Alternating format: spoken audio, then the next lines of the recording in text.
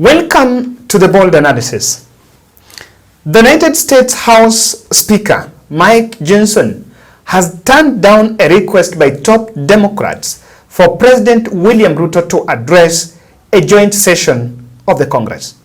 The request to address the Congress, the joint session, was made by the U.S. House Committee on Foreign Affairs in April, which formally requested the Speaker Johnson to formally write to invite President Ruto to address a joint session of the Congress, potentially giving Kenya leader a podium to promote his ideals. But in a statement, it took them nearly a month because this request was made last year. But in a very shocking turn of events, Johnson's Deputy Chief of Staff, Raja, said that the Speaker's decision to invite Dr. Ruto to address lawmakers was actually the decision to decline Ruto giving the President Ruto the audience to address the Congress was due to scheduling constraints.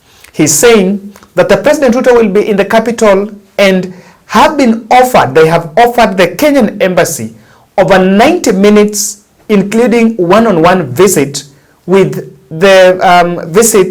Speaker Johnson. And two, a bipartisan leadership committee with Speaker Johnson, leader of Jeffries, and committee chairmen and ranking members, and a bicameral meeting. Unfortunately, due to other constraints issues, he could not be able to accommodate the request for President Ruto to address the joint session. Now, this has really caused a lot of, this has caused a fallout division amongst the members of the Democrats and Republicans, because they are trying to draw parallels to what used to happen in the past. The chamber closes, they're saying, the Speaker is saying, the chamber will close for hours and a security headache and the House leadership loses a large chunk of the day's floor time if they will give President Ruto that opportunity to address it. And of course, because the president is supposed to be there, this will be in commemoration of historic 60th anniversary of the US-Kenya diplomatic relationship. And such an invitation would underscore the importance of the US-Kenya relationship and send a valuable signal of the people of Africa. And after the Speaker's decisions, he was really blasted by some of the ranking members of the Democrats, who is saying that they are simply failing to recognize the diplomatic relation between Kenya and US and the larger African continent. And in their defense, they are saying Africa and its people have helped their nation, allowing it to become superpower that it is today. Strengthening ties across the continent, including with key strategic partner Kenya, is of great importance to the shared economic aspirations and democratic values. Now, what has caused that last turn of events? Because back in the country, Meg Whitman, who is the Kenyan ambassador, while speaking, I think yesterday in Westlands, was really appearing to be so much enthusiastic and the plans on top gear about President Ruto's visit to US. Been traveling around Kenya and the United States talking about how investments in Kenya ultimately increase prosperity for both Kenyans and Americans. And although there's lots more work to be done, our economic partnership between Kenya and the United States in facilities like this is strong and growing. This year, we celebrate 60 years of U.S.-Kenya relations, as well as the exciting upcoming visit of President Ruto to the White House in just over a week. This is giving me a little bit of a heart attack, but we're good. And I look forward to showcasing our broad and deep partnership and announcing many new deals that will further our economic ties. Now, as you may be well aware, I remain very bullish on Kenya's economic prospects, but I am not the only one. Many of you may have seen the article in Bloomberg. Bloomberg is a world leader in business reporting that touted Kenya as the Singapore of Africa in the June 2023 article. And the Economist Intelligence Unit just listed Kenya as among the very best places for doing business in 2024, one of only 2 African countries that made their lists of prospects. The other thing the government of Kenya is doing, and the reason that they are making, I think, such headway on these different lists and different articles, is the government of Kenya is working very hard to improve the business climate. Every country can improve their business climate, and we are seeing very tangible results in some of the changes that have been made in the last year. And I'll just highlight 3 of them that are very relevant to this sector. First is the elimination of the VAT on exported services. And they're saying, maybe need to draw this comparison. They're saying that Republican leadership in the past invited Prime Minister Fumio Kishida, President Isaac Herzog, and Prime Minister Narendra Modi and President Yoon Suk-yeol to address joint sittings during their official visits to State House. And so, this was also saying that the other presidents that had always made a visit to State House, to White House, were always invited to address the joint sitting. What is the difference that President Ruto is not being given that privilege? And that is the development that came today. Now, if Ruto is going to be given this platform, he will be the second president, I have now reliably confirmed. The last time, as you can see here, Helen Johnson Sirleaf, the Liberian president, the last president to address was Helen Johnson in 2006, when she was also invited. And so President Ruto is going to be reckoned to be the second one if that was going to be granted. I am still looking at the historical ties. I'm looking at the caliber of Helen Johnson and William Ruto, who just rose from the the deputy president, and the matches brought is to become the president. If you look at Helen Johnson Sirleaf, she became, I think, the first woman president. So there was a very good record attached to her presidency, and that is why she was actually invited there, amongst the other reasons. President Ruto is scheduled to be in the US on May 23rd, but we understand the team will leave here on 20th on an official state visit where he will be hosted by US President Joe Biden, the first such visit to White House by an African leader since 2008. Now, his trip to US later this month will come as US Washington pushes allies across the world to stand against Russia's invasion of Ukraine. Russia, US has also struggled to defend Israel in the face of the mounting atrocities in Gaza. But Nairobi played on the side of Washington on both sides, except yesterday when Kenya decided to stand with Palestine. So what I've been reading around is what has caused it the last minute change. Why?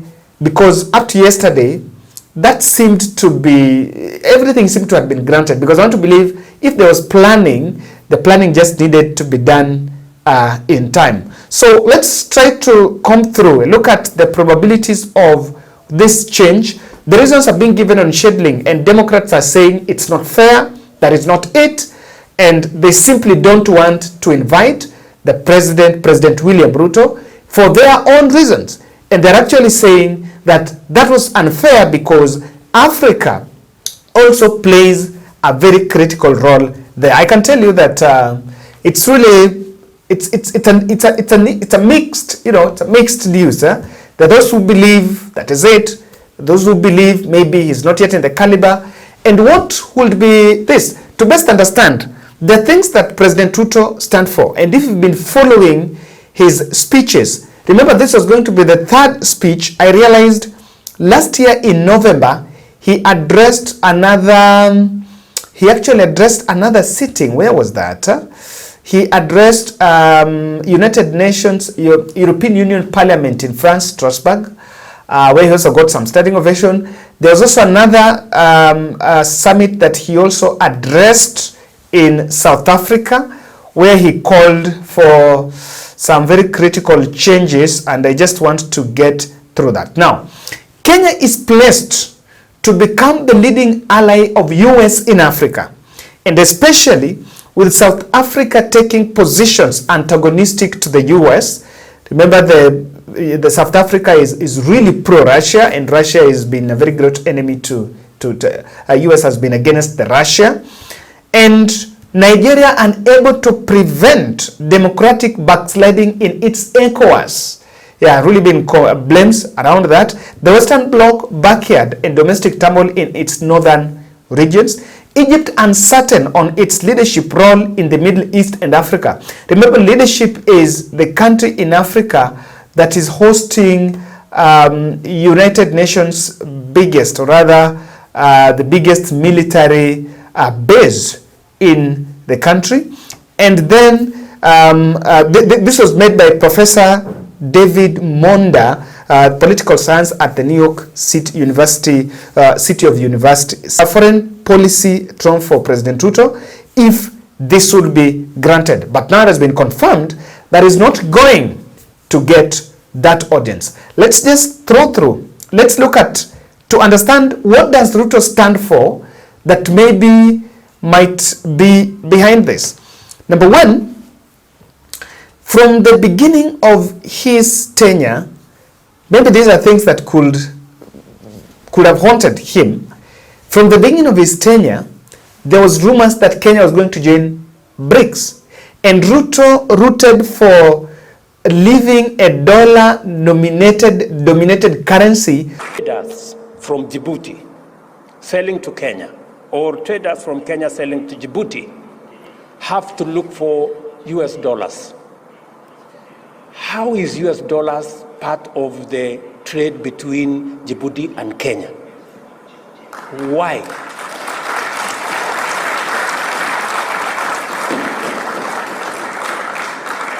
And we are saying that today, Afri-Exim Bank have given us a mechanism where traders in our continent can trade in their goods and services, and the Africa Exim Bank will settle payments in local currency.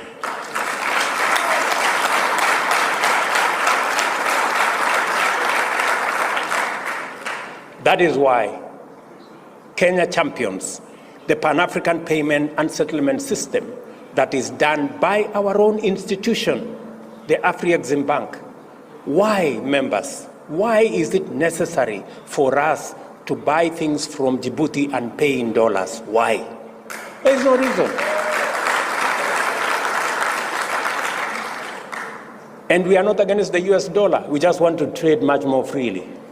Let us pay in US dollars what we are buying from the US. For a gold-dominated currency. He made that speech somewhere, I think that was in South Africa. And since that, we understand that did not go well with America, because remember, dollar is America. The American dollar is the international internationally accepted trade currency. So this did not sit well. And by that time, even though after that, I think President Sim realized they were trading a very dangerous route, and then they dropped the ball on that move. So that is something that could also have caused this change. Number two, Kenya standing with Palestine, and could have caused the mess. Yesterday, the United Nations General Assembly sitting, there was voting, and out of and at the end of that voting, 143. So the voting was on admission of Palestine as a UN member. And yesterday, that vote that was done, I think I shared that video here, Kenya voted in support of Palestine, and US was amongst the 9 votes that stood with Israel. Of the United Nations. Kenya was proud to vote for today's historic resolution, enabling additional rights and privileges to the state of Palestine, and to urge the Security Council to reconsider this application as soon as possible. For decades, we have supported the right of the Palestinian people to self-determination. After all, our very identity as a free people, as an independent state, was forged from self-determination. When the United Nations was created in 1945, we were a colonial territory in which formerly free nations were under the brutal yoke of an imperial power. It was our struggle for independence as African nationalists joined with other worldwide struggles that won us independent Kenya. We cannot deny others who legitimately seek self-determination any more than we can deny our very being as a nation. The Palestinian people aspire for all facets of their governance to be sovereign and peace-loving, and to be reflected in a state that embraces the obligations of full membership, as demanded by Article 4 of the UN Charter. However, in the embattled Gaza and the increasingly troubled West Bank, the elusive grace of peace is a distant dream. The brutalities of the October 7th Hamas assault on Israel, which claimed over 1,200 lives and led to the abduction of 240 civilians and soldiers, stands as a grievous chapter in the annals of conflict. This act of terror, which Kenya sternly and unequivocally condemns, is a stark violation of the sanctity of life and peace. Terrorism, irrespective of its professed justifications, is a scourge that erodes the pursuit of negotiation, inquiry, mediation, conciliation, arbitration, judicial settlement, resort to regional arrangements, or other peaceful means that we have embraced as members of the United Nations. Following the devastating assault by Hamas, Israel's justified military response has had immense ethical, legal, and humanitarian consequences. Sadly, the scale and intensity of the military operations in Gaza have led to severe humanitarian harms, with multiple reports indicating that many of the casualties are non-combatants, with a distressing number being children. The logistical restrictions imposed on Gaza by Israel have severely limited access to essential services and goods for the non-combatant population. The impact on non-combatants, on critical civilian objects, and on humanitarian workers, including those working for the United Nations, have frequently deviated from international law and international humanitarian law. Mr. President, over the years, Kenya has consistently backed multiple resolutions that advocate for Palestinian statehood and self-determination. Our commitment is firmly held, reflecting our belief that full membership in the UN is foundational to any state's sovereignty and equality. We therefore urge a united Security Council to play its role in supporting the conditions for the secure and peaceful existence of Palestinian independence. These efforts must begin with an immediate humanitarian ceasefire in Gaza, the unconditional release of all hostages, followed by a resumption of dialogue without preconditions, aimed at realistically achieving the two-state solution. This approach is not merely a pathway to peace.